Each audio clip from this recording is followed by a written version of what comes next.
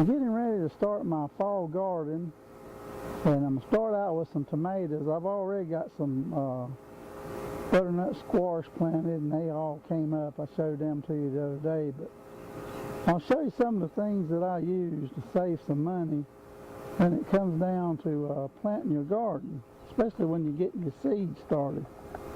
I have here a couple of little cups that I use, and I'll show them to you. This little white one here that I got right here in my hand,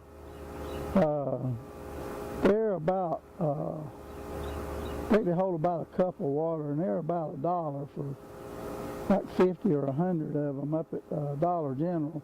That's where I buy these from, and that's where I start my seeds out, is in these little cups. Just poke a few holes in there and put some compost in it and a seed, and I'll show you what you get in a minute.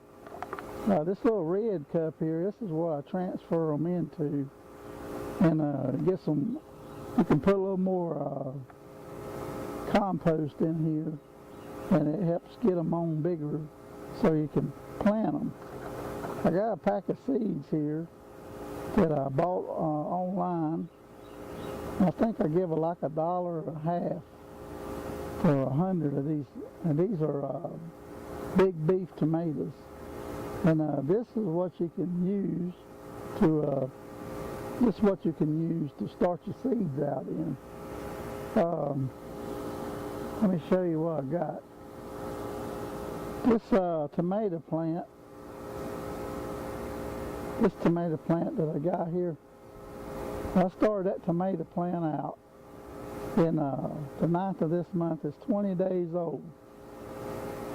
That tomato plant right there is ready to go into the ground.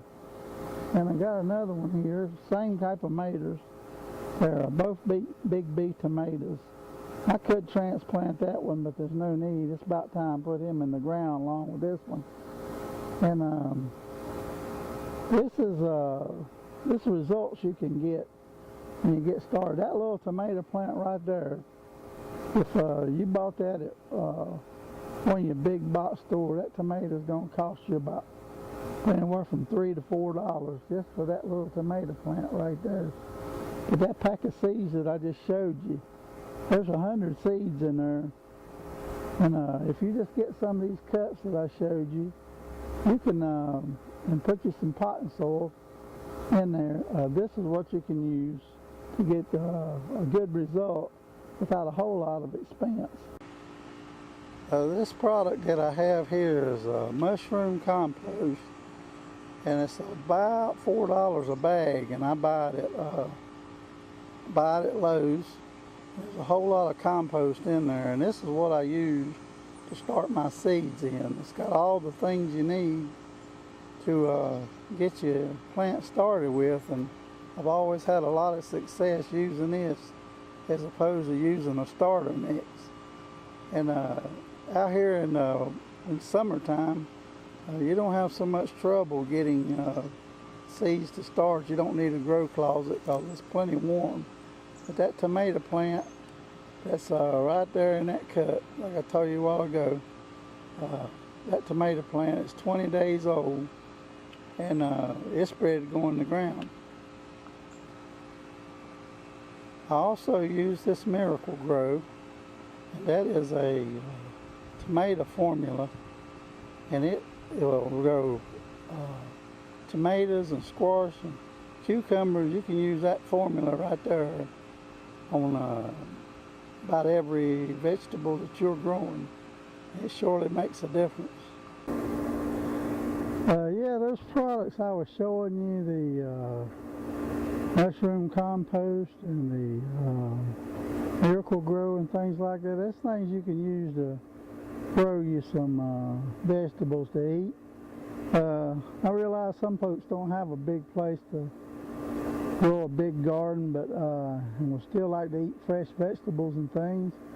But if you use raised beds or containers, little pots and things like that, you can grow some real nice vegetables.